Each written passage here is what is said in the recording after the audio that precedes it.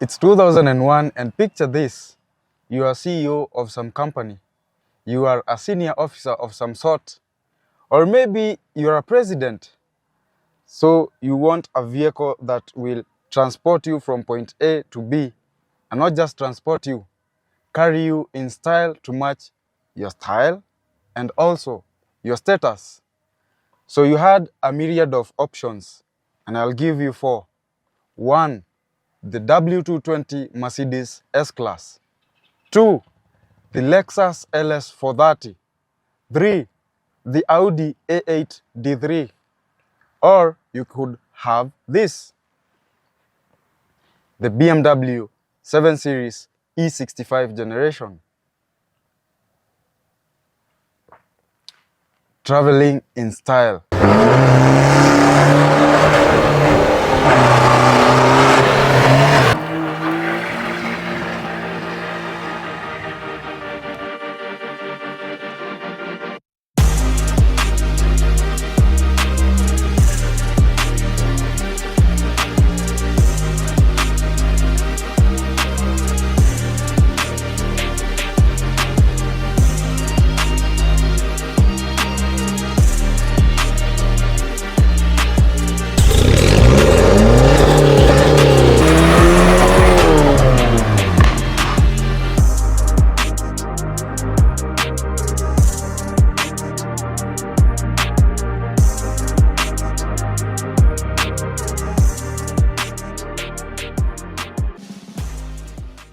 Good morning, good afternoon, good evening. Whatever time you are watching this from, welcome to another episode of Auto Insights. My name, as always, is Mason Juguna, and today I have a very interesting review for you guys.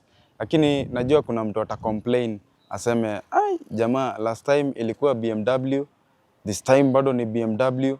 But then again, 99% of my friends have BMW. So kwanza na review ile iko. So if you have an interesting vehicle that you'd love us to showcase or review, whether it's a classic, whether it's a modern one, a luxurious one, or it's a build that you have hidden at your home, please tafuta nini yangu hapa hivi, contacts zangu hapa chini, tutazilink so that gari yako ikuwe showcased, alafu ndio niwaache kuwekelea BMW kila saa muache kucomplain.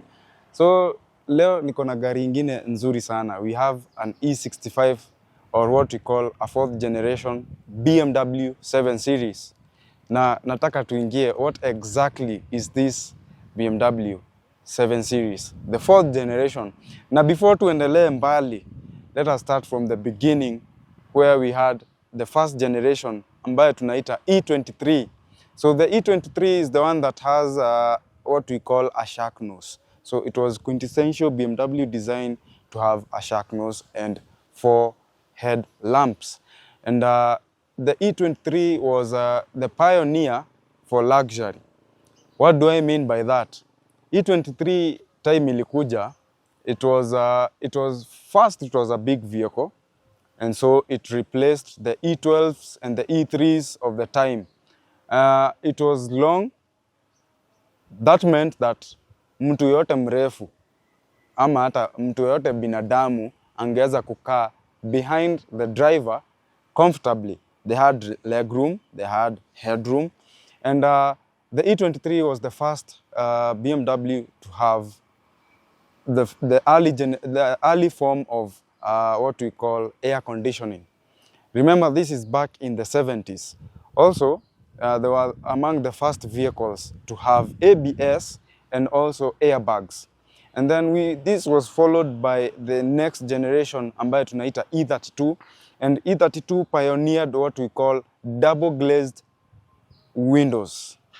So double glazed means we have 2 planes of glass instead of 1, and this meant that kelele ya nje haikuwa inaingia ndani. And you can see BMW was quite innovative back then, and the E32 was also the first BMW to have a 12-cylinder engine. This meant that it was among the fastest sedans that were big, that could carry people that were, you know, haikuwa kama Ferraris. Let me use the example of Ferraris, where, you know, you had V12s, they were very fast, Lakini hapo nyuma kweli ungebeba mtu? No. So for what they were quite fast. They offered comfort, and they also came with a dual zone climate. What does that mean? The driver and the passenger hawakuwa wanang'ang'ania climate control.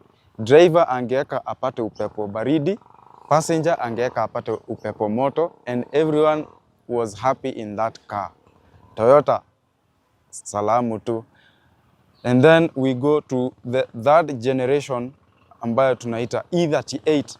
The E38 was the vehicle that pioneered halogen lamps. The first vehicle to have halogen lamps. It was also among the first vehicles to have side curtain airbags. Meaning, gari yako ingegongwa from the side, the driver's door, the passenger's door, zilikuwa na airbags.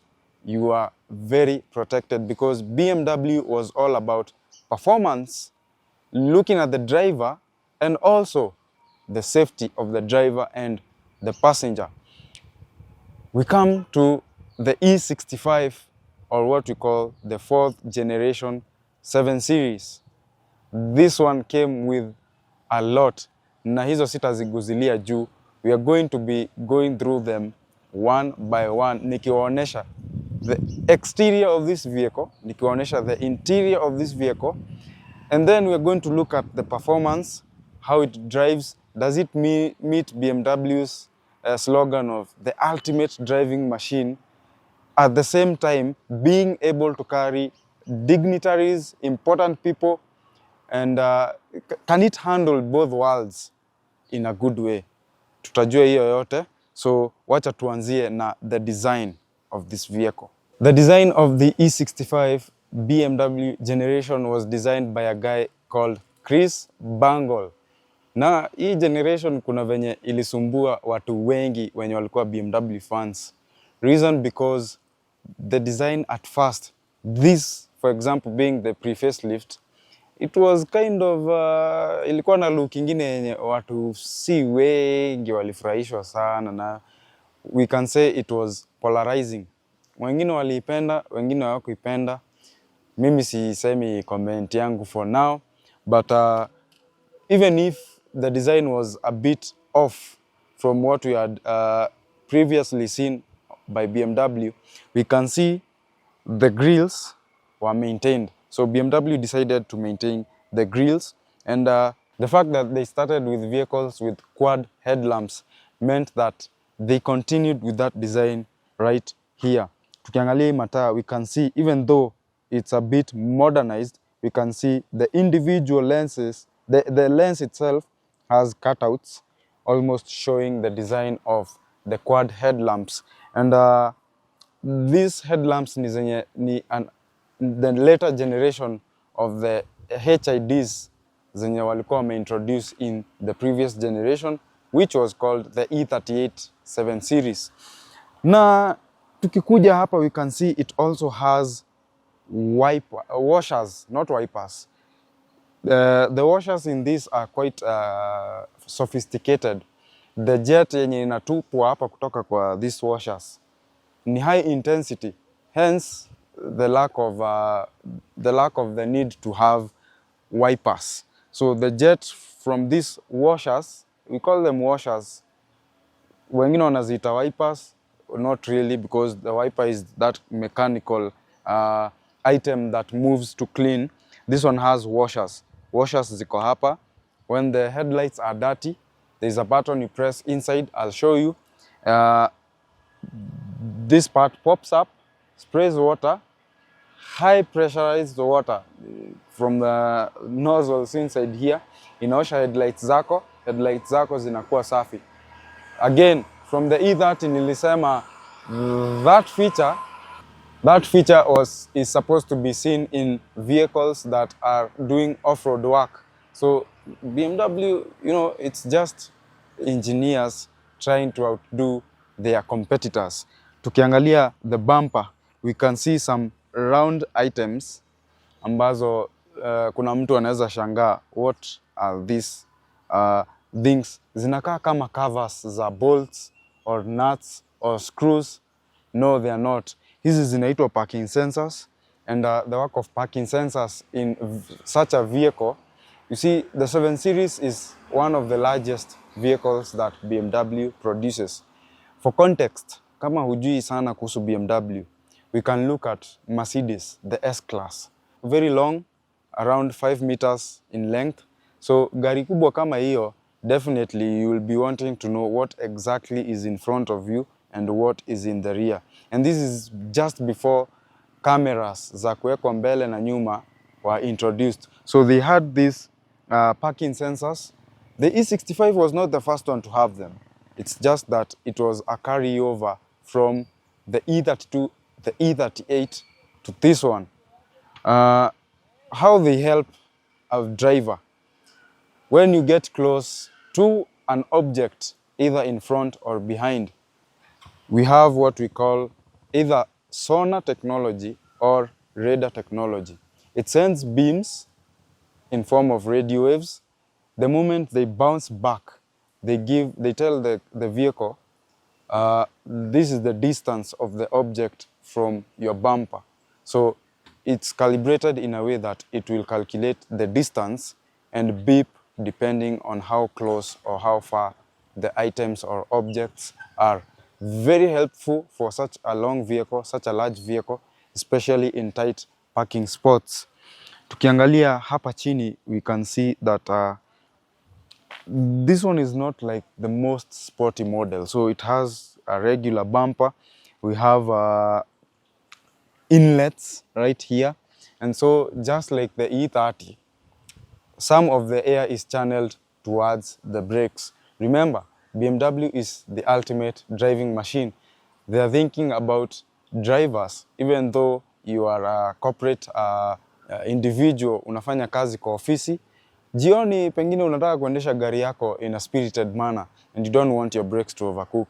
That is very dangerous when they get hot. You will experience something we call brake fade. Okay, experience brake fade, that is when you push your pedal to the floor, lakini kenye ina happen ni kidogo sana. Effect ni kidogo. Why? Because your brakes are hot. So that vent, some of the air is channeled towards the brakes. So coming to the side profile of the 4th generation BMW 7 Series, or what we call the E65, we can see the long hood, which is a quintessential design of BMWs. This one, for example, has an inline 6 engine. So definitely you need a long hood. Lakini pia kuna kitu watu wanasemanga kuhusu long hoods za BMW. Sijui kama ni myth ama ni misconception ama ni nini, but I want you to demystify this. Wanasema the longer the bonnet, the lower the chances of you getting hurt, for example, in an accident. Kwa sababu there is a lot of structure going to be protecting you. Sijui kama ni ukweli, but kama una agree na hiyo ama uko na maoni yako different, please write down a comment tujue ni ukweli ama why do they have long hoods apart from the fact that they have long inline engines. So tukiendelea hapa kwa the side mirrors, ziko na divots ama vitu zinakaa kama bumps. Pia hiyo nataka mtu atujibu, zinakuanga za kazi gani? I've heard they are called vortex generators, and I've also seen the same design on the Land Cruiser 200 series kwa mataya ya nyuma.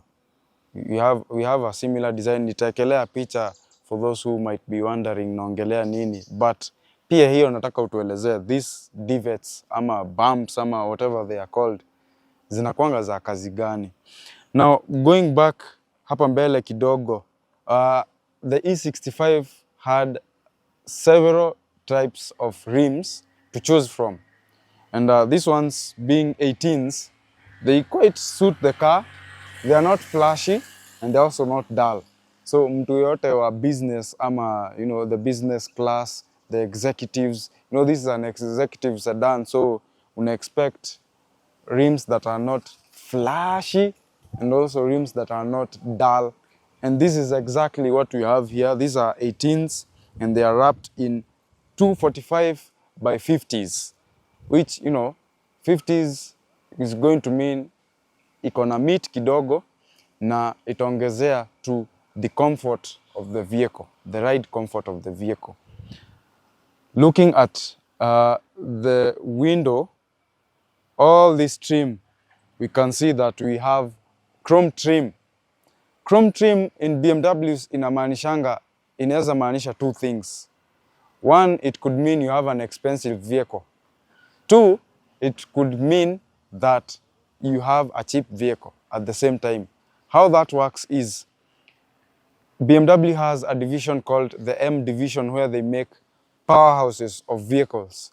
So M2, M3, M4, M5, and you'll never find such kind of trim whether ni kwa dirisha ama ni huku nyuma. Why? Because the M is supposed to be mean looking. So they have, this is interchanged for black. But in terms of luxury, mtu akona do anataka kuona vitu shiny shiny. Okay? And so this one has chrome trim everywhere, trying to signify that this is an elegant vehicle. This is owned by someone who has things, cash money. All right, moving on to the side, and I'm going to be talking about these doors. Hizi milango ziko na a very interesting feature. It's part of what we call the comfort access. Comfort access tutaiongelea mahali, a segment we call what goes wrong mechanically, because even though it's a good thing, the number of years that these vehicles have been roaming on earth means that they could be susceptible to failure. But hizo tutaongelea baadaye, wacha niache kuharibu. So comfort access, hii gari iko na kitu inaitwa soft close doors. What does that mean? Ukifungua mlango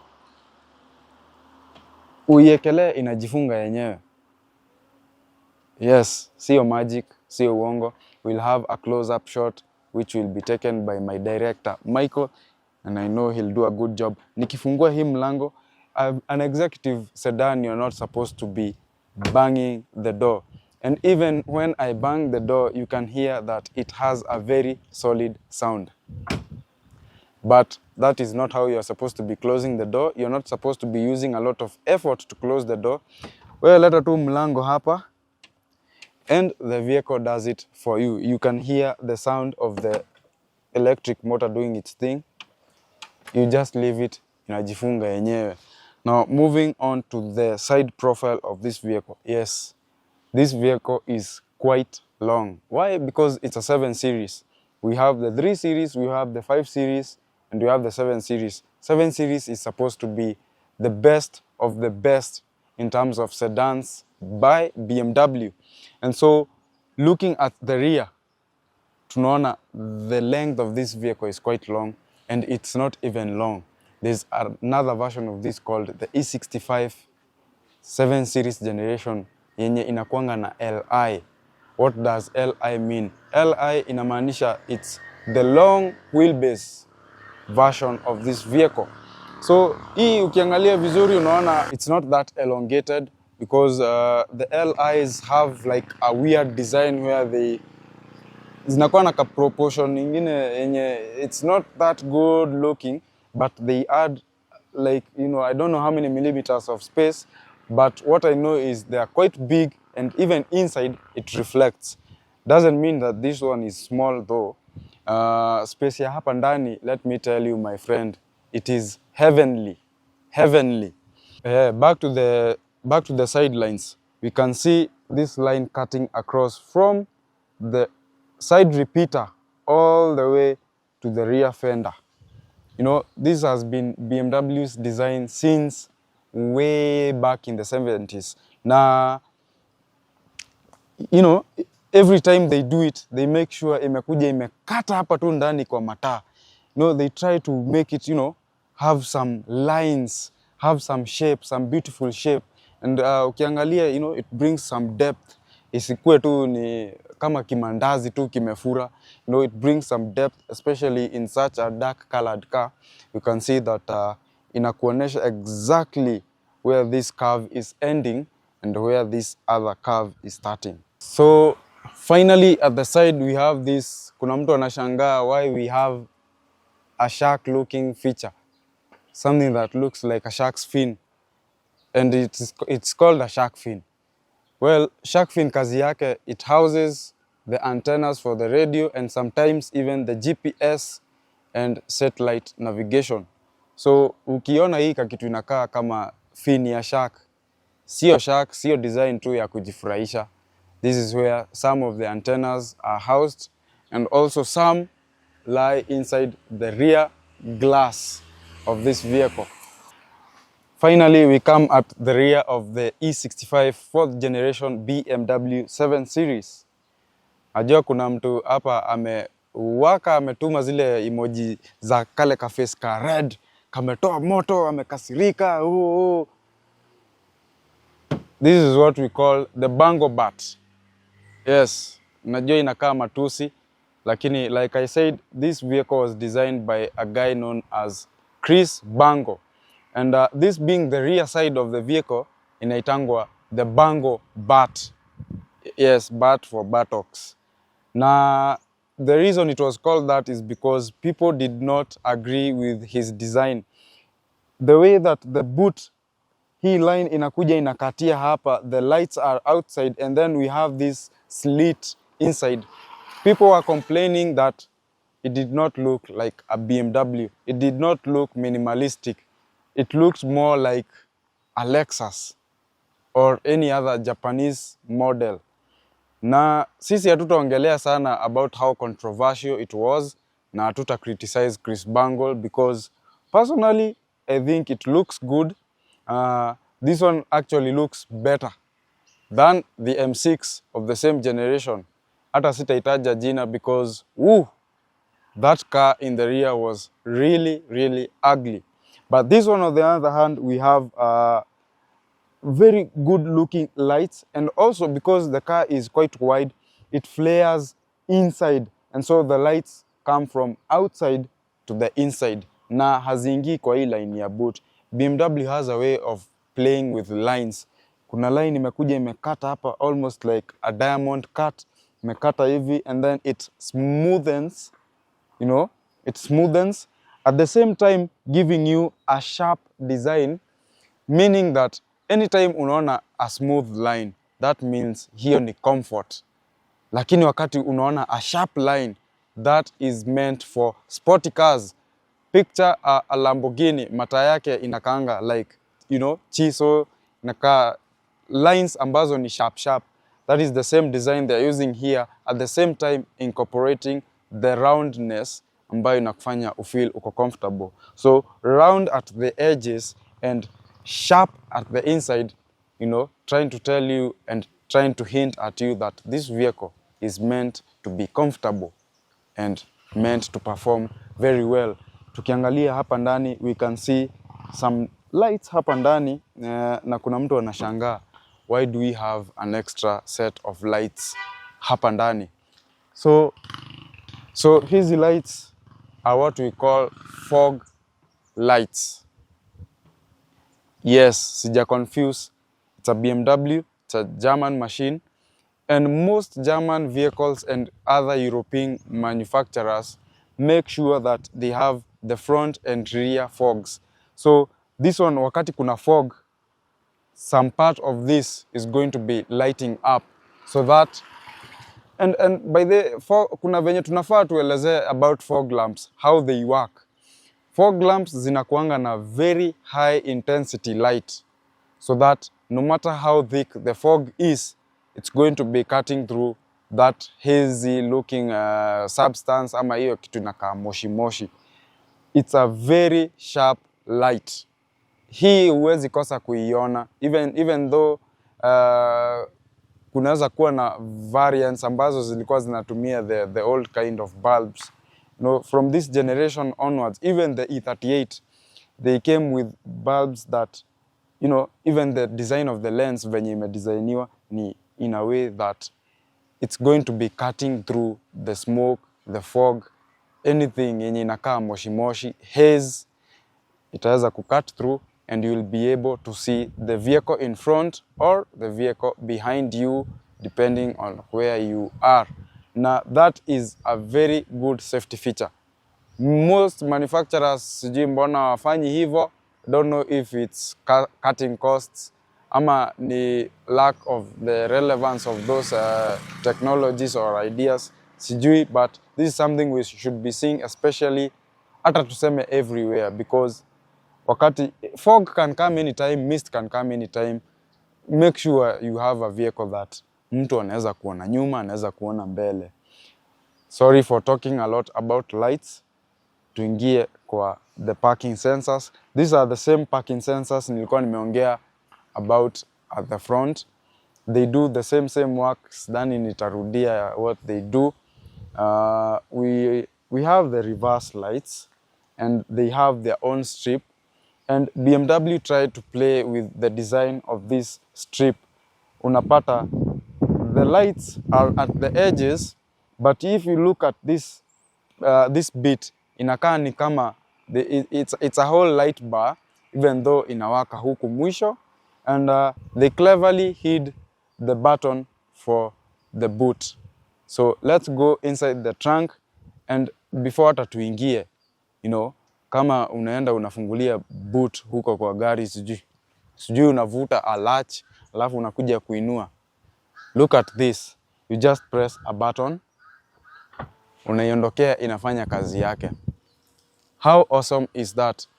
Na msiangalie hiyo boot, it has most of our equipment, the equipment we are shooting this review with. But what I can tell you guys, the boot space in this vehicle is more than enough. Well, sijui mtu anaweza kuwa unataka kubeba nini, but for most practical users, how practical it is, this one is going to be able to cater for most of your needs. Na before tufunge hii boot, kwa sababu director ananiambia inakaa vibaya, sorry guys, tutachukua shots zingine after tumetoa hizi vitu. We just can't lay them on the road. So looking at the design of this boot, tutaongelea vitu mbili tatu. So we have a light here, and if you had not guessed it, the moment umefungua boot katikati ya barabara or at the side of the road, we have this light ambayo itakuwa inawaka red, so that it will warn users who might not be seeing you, tuseme hauna reflector, because ukiwa CEO kweli na umebebwa na hii gari, dereva wako atakuwa amevaa reflector ama wewe pia utakuwa umevaa reflector kweli?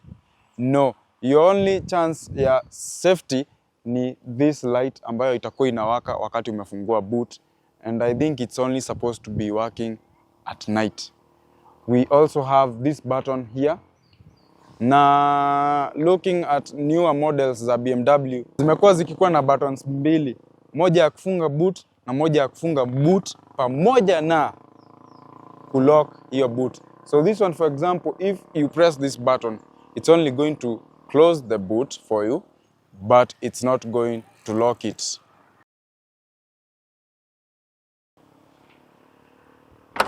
Nikifunga hivyo, boot imefungika, yes, but the vehicle is not locked. Anyone can enter your vehicle anytime. So make sure umejua hiyo feature haimaanishi ukifinya hapo alafu uende uache gari yako hapo. Haija lock, imefunga tu boot. Okay?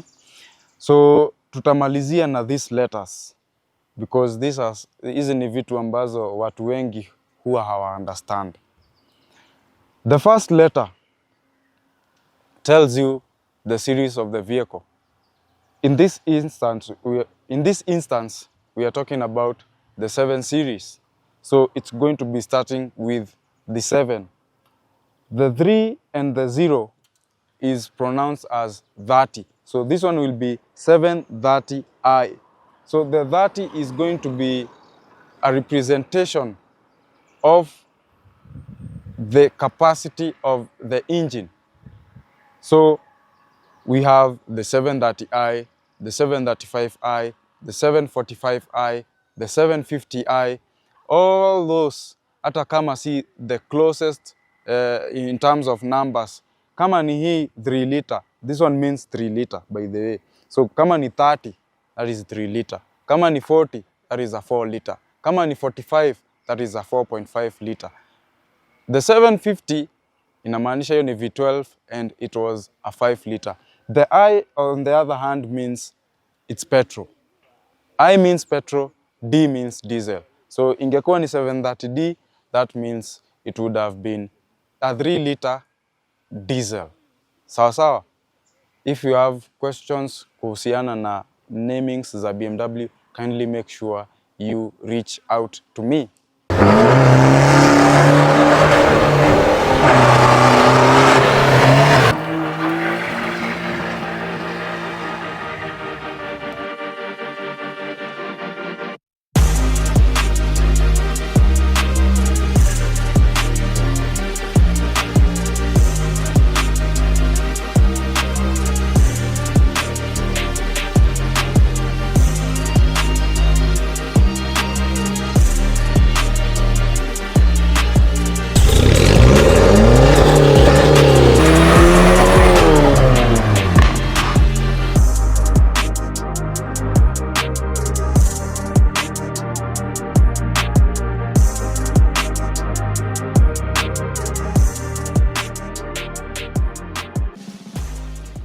The interior of the E65 4th generation BMW 7 Series. Na tukianzia na the steering, it's quite big, and it also has, contours where you can place your hands comfortably for a very sporty feeling drive, or when you are driving spiritedly. Now, the driving position of this vehicle is very adjustable. So tukiangalia hapa at this armrest, we have very many controls. We have lumbar. Lumbar is just behind here, where it's going to be supporting your back. So you control that with this. We have a knob. So you select that, and then you twist it. Something will be moving inside. Wow. And you can also set memory seats, both for the passenger and the driver. Not in the rear though, because this is not the Li.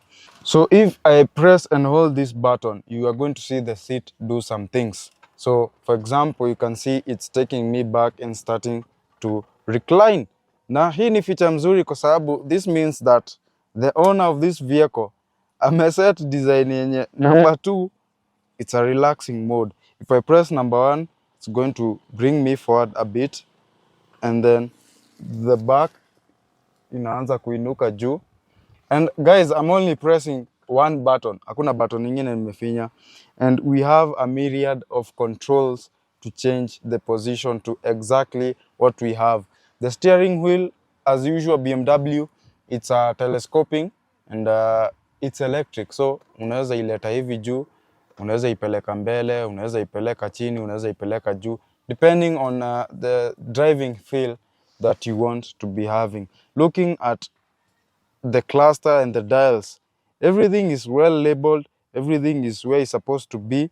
A bit different for the Japanese guys, kwa sababu signal inakuanga on the left side kwa BMW, and this one is a very special one kwa sababu the gear selector looks like the turn signal of some vehicle, and it has quite some nice material hapa, and we have cruise control hapa chini, and we have the wiper selector hapa chini as well on the right side of the steering wheel. Towards the other end, we have the light controls. This one actually has auto headlamps, kona fogs za mbele na nyuma. We have the trunk button, and this one is one of the vehicles ambazo zilipioneer e-brakes, e-parking brakes, meaning we don't have the usual handbrake. Hii ni button unafinya, alafu handbrake ina engage. Looking at the infotainment, one thing I can notice is that hakuna buttons mingi hapa. Why? Because most of the features ambazo unafaa kuwa unatumia ziko ndani ya screen, thanks to BMW's iDrive system. So iDrive is this knob that you can control up, down, press, inside. Inaweza control vitu mingi sana, from the climate to the lights. Very many things unaweza control right inside here. The key, as you can see, ndio unaweka hapa. Actually, the key has two keys, if that makes sense. We have the key fob itself and we have the emergency key. So you press this button and then you remove this. Hii inatumika tu wakati wa emergency. For example, if this key fob dies in terms of battery or it starts malfunctioning, you can be able to access the car using this. But you cannot start the car without the fob, because the key fob ndio unaweka hapa ndani, it reads, and then after it identifies the key has been coded to this vehicle, inakupea access to whether you can start the vehicle, whether you can listen to music, whether you can do things inside this vehicle. Looking at the center console, we have what appears to be wood trim. We have leather on top where you place your hands. And kitu naweza sema about this, this part, it's very comfortable, by the way. Placing your hand here, cruising, this is going to be a nice feeling for whoever drives this kind of vehicle. We also have a small cubby here where you can place your coins. Mtu ananunua 7 series sijui mbona anaweza kuwa na coins, but we have a secondary cubby where you can place your business cards. Hapa actually the owner of this vehicle ameweka cards zake za business, and so you can see the kind of vehicle this the kind of person this vehicle is tailored towards. And on the other side we have a reasonably sized glove box, and everything is easy to reach, everything is in the right position. Kila kitu iko mahali unaweza fikia, mahali unaweza finya. Even the position of the iDrive is in a way that unaweza tumia even while you're driving without taking your attention sana off the road, kwa sababu ingekuwa ni kitu unaanza kufinya finya huko. This one you're just trying the dials, you press inside, and it's very intuitive, very good system that BMW introduced. And we are even seeing other manufacturers trying to copy Mercedes-Benz. Every material around the vehicle, ukiguza unafeel tu ni comfortable, ni soft to touch.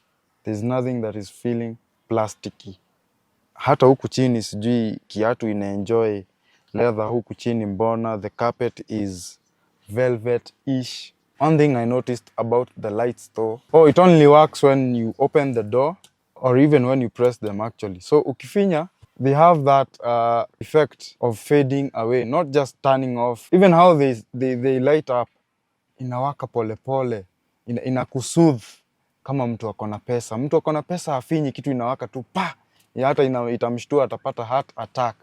So hey, ukifinya, it fades out, giving you calmness, reminding you that you are in an expensive vehicle. You worked for it, so it should be able to deliver. One interesting thing yenye tulikuwa tumeona kwa the E30 Touring ambayo BMW has, carried over is the hazard. The hazard button turns on, it lights up as well. I've not seen this in any other manufacturer's vehicle. Na kama iko, tafadhali to correct, utuambie ni gani, so that we'll look for that vehicle and try to review it. But this is a very subtle but awesome feature. Unafinya hazard yako inawaka kwa hiyo button, as well as the gauge cluster. Very nice BMW. Also, kitu ingine nitaongelea without demonstrating is the sound system in this vehicle.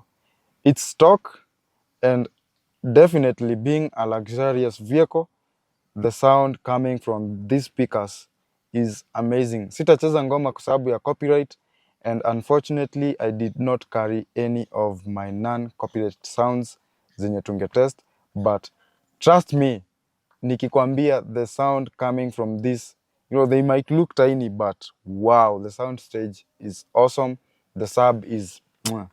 The entry-level 730i originally came with a 3-liter N62 B30 V8 engine, producing 231 horsepower and 300 Newton meters of torque. However, after the 2005 facelift, BMW replaced it with the N52 B30 inline 6, like the one we have here today, which made 258 horsepower, offering better efficiency while maintaining performance. The 735i featured a 3.6-liter N62 B36 V8 with 272 horsepower, while the 745i used a 4.4-liter naturally aspirated N62 B44 V8, delivering a whopping 333 horsepower, 450 Newton meters of torque, all paired with a 6-speed automatic. For ultimate luxury, the 760i and the 760Li housed a 6-liter N73 V12, producing 439 horsepower and 600 Newton meters of torque, making it BMW's first direct injected V12. On the diesel side, the 730D used a 3-liter M57 straight-six turbo diesel, offering 218 horsepower and 500 Newton meters of torque, while the 740D packed a 4-liter M67 twin-turbo V8 diesel, delivering 258 horsepower and 600 Newton meters of torque. With a blend of performance, efficiency and refinement, the E65 set new standards for BMW's flagship sedan. Driving the E65 Generation 7 series. First things first, this car is wafting along the road. Hakuna kitu nasikia imperfections ama anything. It's very comfortable. Na kitu naweza sema about the power. Wow. The power delivery on this car is smooth, effortless, amazing. You know, BMW is all about the driving experience. And so hata nikikanyanga hivi mafuta, I feel it's effortless, high struggle, and then it's smooth. It's a 7 series. It's meant to carry executives. You're not supposed to be bouncing and jerking around. And tukiingia hapa kwa intersection, it picks up very nicely. It gets up and goes. Alafu hapa kuna tu bumps tudogo. Let's feel how it will behave. Wow. Kitu ina absorb tu vizuri, haikurushi juu, you know, and then the rebound is well controlled, very well damped. Another set of bumps right here. Chatusikie, even the pedal feel of the brake is, you know, smooth. I feel ni kama the power nini brakes zina ingia tu once zina interfere. Steering feel of this vehicle is insane. Hii gari ni light kabisa. The steering feel is a bit numb for what I'd like, but again, it's a 7 series. It's not designed to race on the track. So hata unaweza endesha na kidole moja tu very easily. And then as you can see, it picks up very nicely. More than enough power to overtake. And wow. It's very quiet in here. Na feel kama mdosi fulani. You know, when you have money, you don't want to be listening to noise. Utai kusikia. In fact, nikiweza pandisha hii nini, ikio, it becomes very quiet. Road noise, very minimal. Alright, tumefika kwa hiyo segment ambayo watu wengi hawapendi sana. And it's what goes wrong mechanically with this E65 generation BMW 7 series. Quite a mouthful for a name of a vehicle. But mechanically, tuanzie na tutaweka into 2 segments. So we have the electrical failures and we have the mechanical failures. So in terms of electrical, the first issues that you're going to be seeing in these vehicles, ya kwanza ni kitu inaitwa iDrive. So iDrive is the system that BMW uses for the infotainment. Infotainment in layman's language ni radio, navigation, that screen that you see at the center. And so sometimes it's laggy, unapata inaanza kuhang. And this car has what we talked about earlier when we were reviewing it about the details. Iko na vitu zinaitwa parking sensors. So the parking sensors, as I said, zinakusaidia wakati unapark. They tell you the distance between the obstacle and the vehicle. And so kama iDrive ina fail, ama ina hang na ina lag, remember that these parking sensors zina communicate na the screen so that they can tell you exactly where the object is. And so ikifail, unajipata kidogo bumper umevunja kwa mawe ama kwa obstacle, and so that is unajipata uko kwa a very difficult situation. Another issue ambayo ina happen kwa hizi gari ni battery drain. So battery drain, because this vehicle, as we said earlier, has very many complex modules ambazo zina monitor gari, from rain sensors, computers ni mingi kwa hii gari, and so ukiacha overnight gari unapata battery ilinyonya yote kwa sababu imekuwa ikimonitor some parameters hapa na kule. And then the last electrical issues zenye unaweza pata ni the key fob, ambayo ni funguo, the key that you use to access your car. And so this car, for example, venye tuliongelea, iko na kitu inaitwa comfort access. So you don't need the key to open the car. It only has to be in your pocket. Unakaribia gari, inajifungua. It has what we talked about yenye inaitwa soft close. Inaitwa soft close. And so electrical gremlins zikianza kuhappen, unapata saa ingine umefungiwa ndani ya nje ya gari yako. Uko nje, you can't access your vehicle because electrical issues zimeanza kucheza. Unapata hii computer hazisikizani na hii funguo yako, antenna imeanza kufail, and so hizo ndi the electrical issues zenye zinaweza kuwa zikipatikana kwa hii gari. Moving on to the engine and the mechanical side of things. Kitu ya kwanza tunaweza ongelea ni watu wanasemanga BMW na jina reliability haziwezi kuwa kwa sentence moja. Well, gari za kitambo zina hold some truth to that, and tunaweza sema these vehicles when they were released zilikuja na a myriad of issues. And so one thing, a BMW without leaks, hiyo si BMW tafadhali. You have bought yourself a Toyota. So this E65 generation 7 series, depending on the engine, most of them zilikuwa na coolant leaks. Now the leaks used to happen around the expansion tank. And so coolant ikianza kuleak, my friend, you're in very big trouble because your vehicle is going to overheat. Na gari iki overheat, you know, head gasket inaenda, and then you start having very many issues related to heating. Another mechanical issue ni the gearbox in these vehicles. They came with a ZF 6-speed. Na sometimes watu walikuwa na complain about jerky shifting.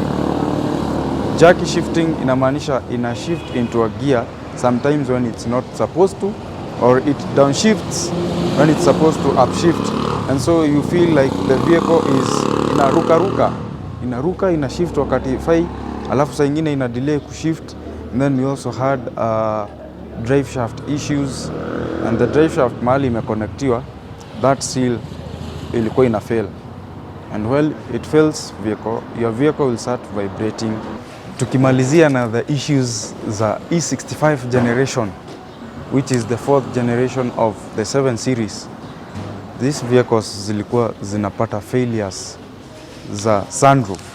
So if your vehicle came equipped with a sunroof na hujai replace the seals, well, you might be lucky, and also you might be one of the unlucky people who will have leaks. Wakati kunanyesha unajipata unafeel ni kama uko nje. You are one with nature when your sunroof starts leaking. Na sunroof yako ikianza kuleak, then mambo yako ni mbaya, kwa sababu these vehicles have a lot of electronics inside. So maji wakati inaingia hapo ndani, my friend, sijui mambo yako inaweza enda aje. We also had window actuator failures on these vehicles. And so window actuators are those gadgets ambazo zinaweza kuinua the dirisha. They are connected to the motor, and so when you press the button for up or down, dirisha inaweza panda ama iteremke. And so if it fails, you have an issue with your window. Haiwezi enda juu ama haiwezi enda chini. And the last issue ni the fuel pump. fuel pump failure due to either dirt in our fuel or just because of age. You know, these cars are very delicate, and so if your fuel pump goes, kitu ya kwanza, you are going to be having a hard start. Hard start ni ile it's cranking lakini haingurumi, ama it's cranking for a very long time before it actually starts. Also, loss of power. Fuel pump yako ikianza kuenda, ukifika kwa mlima or any time yenye unahitaji ku overtake ama to just normal acceleration, your vehicle is going to feel underpowered, not because it doesn't have power, but because it's not getting enough fuel, because your fuel pump imeanza kufail. And so that's it for the mechanical segment today. Tumekafungia hapo, tumalizie na the final thoughts. And sadly, we have come to the end of our BMW E65 7 Series review. Now, as we talked about, you know, the interior, the driving impressions, na kila kitu ingine, you guys now have an idea of whether you want one of these vehicles ama unaweza recomendia mtu mwingine. Na hata before tuendelee, I want to give a big shout out to David from Njukiwa for availing this vehicle. Ilikuwa last minute, but he was able to give us the vehicle. Ameifuel na haitishi kitu yoyote. So guys, help me appreciate David from Njukiwa kwa sababu ametusaidia tupate insights za BMW E65 7 Series. Now, I also want to give a shout out to Hewanga Motors for being part of this show. Wamesponsor hii show so that we can be able to bring to you reviews. And also I want to shout out to El Nathan Fitment Garage ambapo tulishutia what goes wrong with these vehicles. Kimalizia, I'm also hoping that you guys tutakuwa tuna interact. I want you to be telling me which car you want me to bring to you. Ni gari gani unataka tufanye a candid review, tuingie ndani nayo vizuri, tuelewane nayo, na hopefully if you have an interesting vehicle yenye unaweza taka to review, please do so, ndio tuachane na hizi BMWs. I'm not saying BMWs are bad, it's only that most of my friends wako na BMWs. Again, my name is Mason Juguna and this is Auto Insights, the ultimate destination for car enthusiasts and consumers. See you in the next one.